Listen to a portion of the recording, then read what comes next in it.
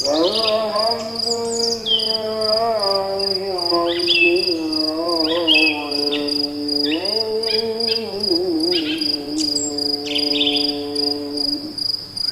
kita nanti ya mulai paham bahwa tubuh kita itu Bapak Ibu sekalian dia membutuhkan, dia punya hak. Ya, dia punya hak yang kita harus penuhin, dan haknya itu sudah Allah berikan kepada kita semua dari apa-apa yang Allah ciptakan di atas buminya ini. Ya, jadi kalau teman-teman lihat di depan ini, kan ini kan banyak itu nih, banyak ini ada namanya, ini kan kelapa tua. Mana baca postingan saya di IG kan, kelapa tua itu ininya kita bisa bikin jadi susu, bukan susu, jadi coconut milk, santan.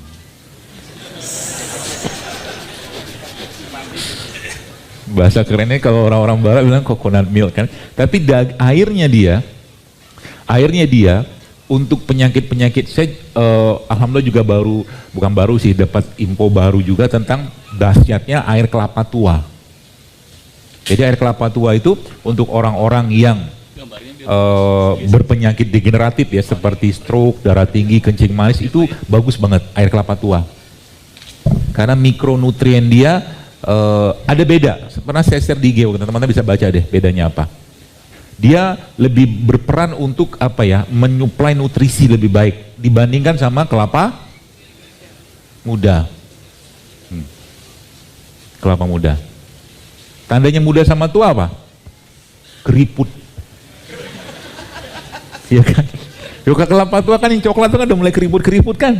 Artinya kalau tubuh kita Bapak sekalian sudah mulai tampak tanda-tanda pengeriputan di mana-mana, ya kurang air, bahasa gitulah. Kebanyakan yang dimakan produk yang menyebabkan penuaan dini bagi laki-laki, perempuan, bagi laki-laki penuaan dono. Jadi itu. Maka salah satu cara terbaik untuk, jadi kalau beliau ini lebih baik untuk kita gunakan sebagai detoksifikasi, dia bersih-bersih, bagus banget.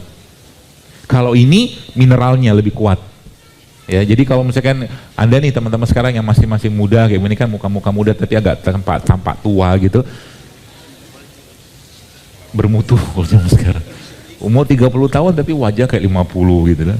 Kurang senyum, kurang enzim, kurang buah. Makanya orang waktu sakit dikirimin apa atau dibawain apa waktu sakit? Buah.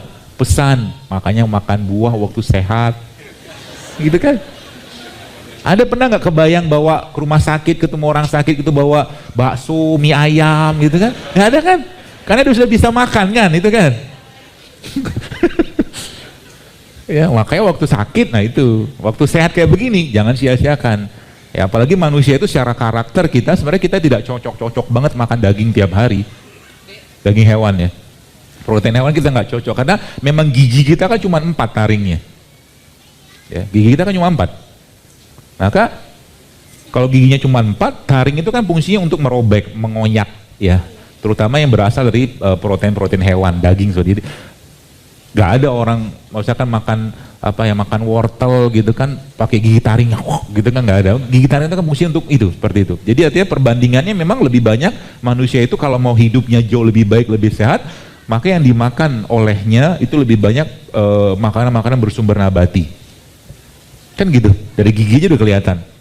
Ya, boleh kita makan daging boleh, tapi jangan sering-sering. Pun kalau sering harus ada pembakarannya. Ya, ataupun kalau pengen tetap makan protein, kita tetap butuh protein. Lebih baik Anda pilih protein yang nabati, lebih aman. Berarti dengan ini kita mengajarkan dia untuk menjadi vegetarian? Enggak, karena Rasulullah kan makan daging. Kita tetap makan daging kok, tenang aja. Tapi tidak sering. Ya. Kemarin juga ada mahasiswa tanya pas kajian kapan ya? Kemarin di JCC. Dokter, kami ini mahasiswa, saya mahasiswa, bagaimana tips yang low budget untuk mahasiswa untuk hidup sehat? Jawaban saya gampang, puasa. Ya kan? Betul nggak? Puasa aja terus, ya. Tunjukkan penderitaan. Daripada makan mie instan, ini kan puasa. Nanti sorenya gitu kan dia beli buah, dia beli kunyit gitu kan, jadi pemuda rimpang Indonesia sih. Udah rimpang, ya kelihatan tangan-tangannya kuning gitu kan. Itu Pemuda kayak begitu jauh lebih sehat daripada pemuda yang tangannya berminyak, gorengan gitu-gitu lah. Jauh lebih sehat. Dan kalau Anda ketemu kayak begitu dan dia sedang baca Quran, pilihlah dia sebagai calon Anda. Udah soleh gitu kan, suka baca Quran, suka suka dengan kunyit, jahe, cocok gitu. Kita mempersiapkan gen. Serius. Ya. Dan Bapak sekalian, kalau Bapak Ibu pahami, jadi kayak jahe kayak begini kan, kalau bahasa Quran kan zanjabil kan. Maka ada satu hal yang perlu kita pahami tentang herbal ya. Jadi Bapak Ibu, kalau Anda lihat di sini kan ada jahe ya, ada kunyit ya. Warna-warna yang Allah berikan di mereka ini ada maksud sebenarnya. Ya, ada maksud. Supaya apa? Supaya kita belajar di situ. Karena memang setiap warna-warna tadi memberikan efek yang berbeda ke badan kita.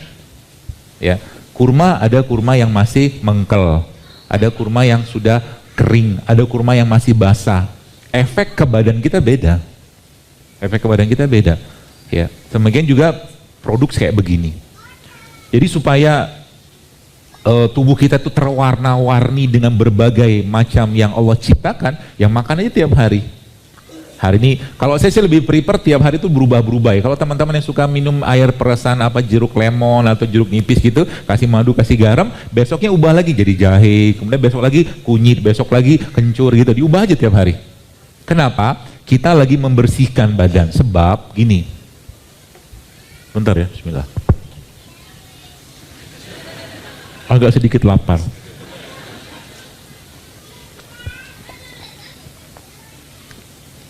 Kunyit nih, kalau teman-teman buka datanya, ratusan penelitian yang dibuat di barat tentang kunyit.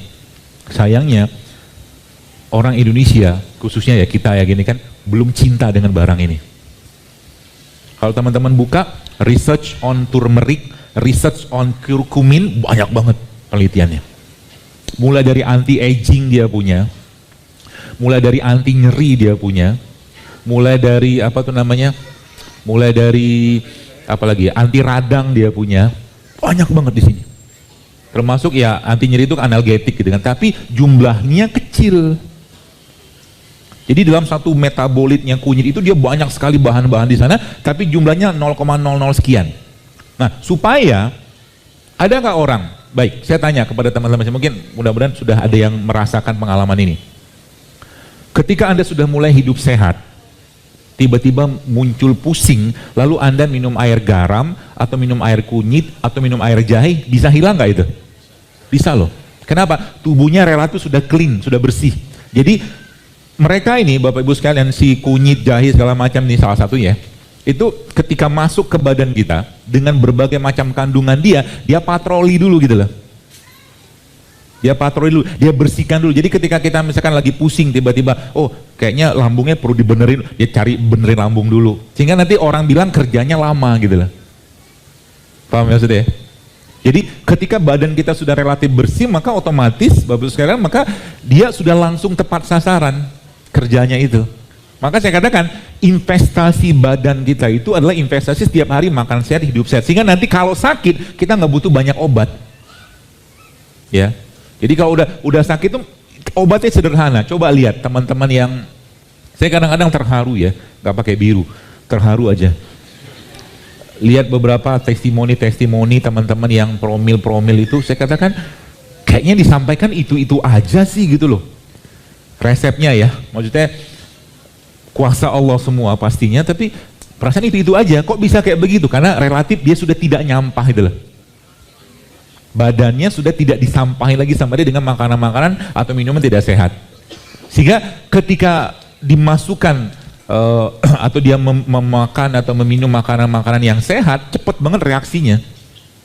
Gitu loh. Jadi sekarang kalau Anda katakanlah minum infus water atau minum air kelapa atau mungkin katakanlah makan kunyit atau mungkin minum kunyit, jahe segala macam, tapi makan isi piringnya masih bermasalah, dia tidak banyak memberikan efek. Gitu ya. Dia tidak akan banyak memberikan efek.